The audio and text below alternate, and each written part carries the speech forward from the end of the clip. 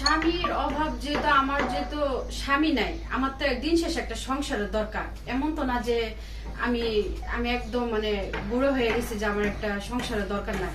অবশ্যই আমার একটা সংসার দরকার আছে। আর স্বামীর চাহিদা মিটাইবার জন্য মূলত না, সে আমাকে অনেক অনেক ভাবে কিরা কসম দিয়ে সে মূলত আমার সাথে আসছে। তবে অ্যাকচুয়ালি সে আমাকে আত্মহত্যারও ভয় দেখাইছে যে তার সাথে যদি শারীরিক মিলামিশা না করি সে আত্মহত্যা করবে। এরকম হাজার প্রমাণ আছে আমার কাছে, এটি আপনাদেরকে সাবমিট করব। তখন হয়েছে, কিন্তু সে তো আমাকে বলছে বিয়ে করবো, কিন্তু ও ওর প্রতিশ্রুতি কেন ভঙ্গ করলো? আমি তো আমার প্রতিশ্রুতি রাখছি।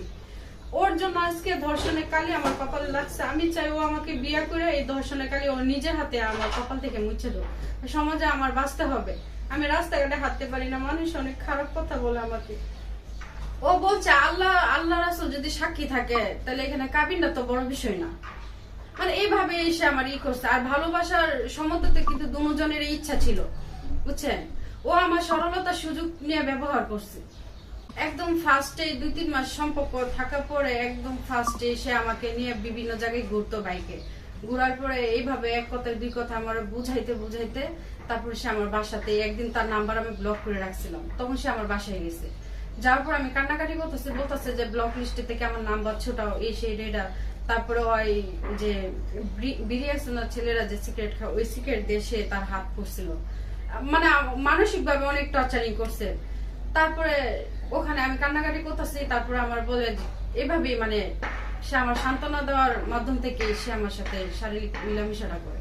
হ্যাঁ, আমার বাসাতেই ছিল। যেহেতু আমি কান্নাকাটি করতেছি, আমার নানান ভাবে বুঝাইতেছে দুজনেই। আর ইমোশনালি মূলত আমি ফান্দে পড়ে গেছি। সে তো আমার ইমোশনাল ব্ল্যাকমেল করছে। এটা ভিডিওটা করছি ওরে যখন আমি বিয়ের জন্য চাপ দিছি, ও আমার বলতেছে তোমাকে যে ভালোবাসে কোনো প্রমাণ আছে? তখন বলছে ভালোবাসার ভিত্তিতে কিসের আবার প্রমাণ থাকে? তুমি আমারে ভালোবাসো, আমি ভালোবাসি, এটাই তো সবচেয়ে বড় প্রমাণ। তখন বলে যে না, আমার যে তোমার সাথে কোনো সম্পর্ক আছে এরকম ধরনের কোনো ভিডিও নাই। তখন তার আচরণের মাধ্যমে আমি একটু সন্দেহ লাগে থাকে আমার।